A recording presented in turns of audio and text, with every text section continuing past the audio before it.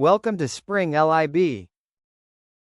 In this problem, in part A, we have to find the value of capacitance when power is maximum. We know that average power is equal to I RMS square into R, which is equal to EM square divided by 2Z square into R. Now this is the formula for power, average power. Now the power will be maximum when this impedance Z square is equal to R square plus XL minus XC whole square will be minimum.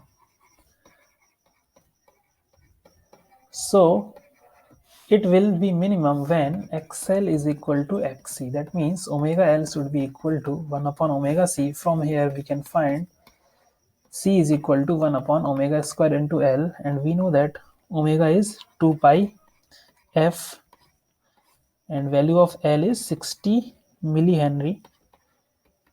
So after solving this, we get the capacitance, which is 1.17 into 10 to the power minus 4 farad.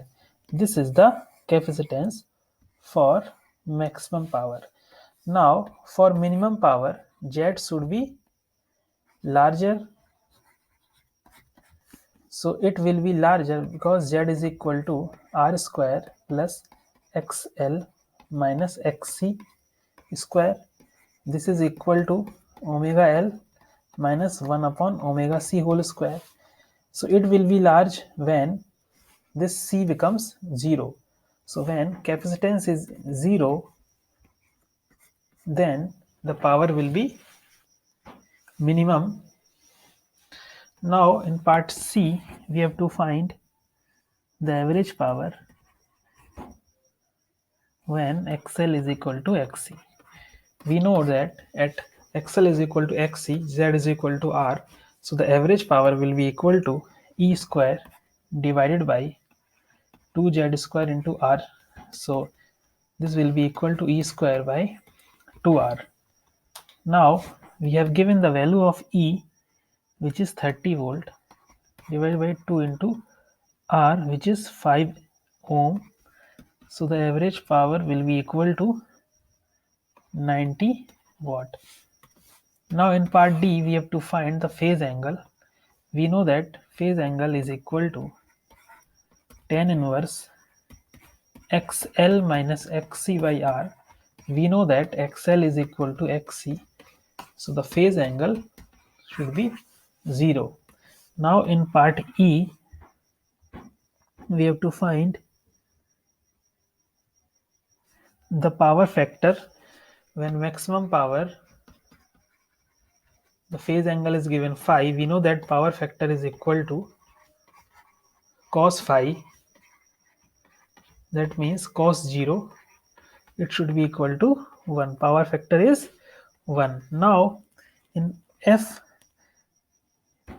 when the minimum average power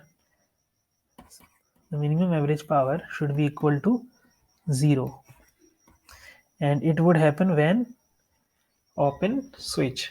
Now in part G, we know that at minimum power XC is equal to 1 upon omega C.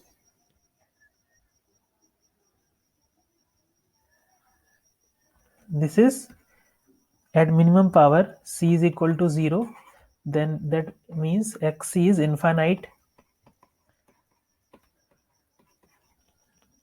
which leads to tan phi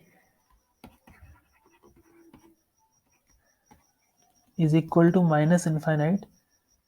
So we can conclude that phi is equal to minus 90 degree when power is minimum. Now